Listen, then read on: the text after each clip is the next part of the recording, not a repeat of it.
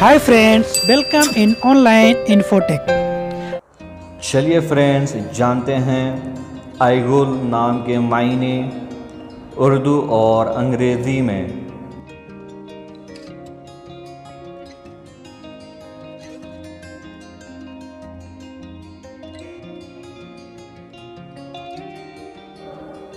آئیگل اس نام کا شمار لڑکیوں کے ناموں میں ہوتا ہے۔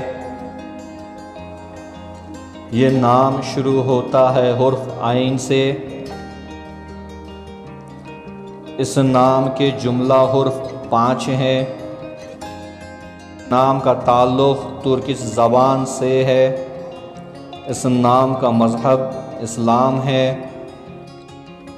اس نام کا لکی نمبر 5 ہے۔ اس نام کے معنی ہیں اردو میں پھول اور چاند، English meaning is flower and moon,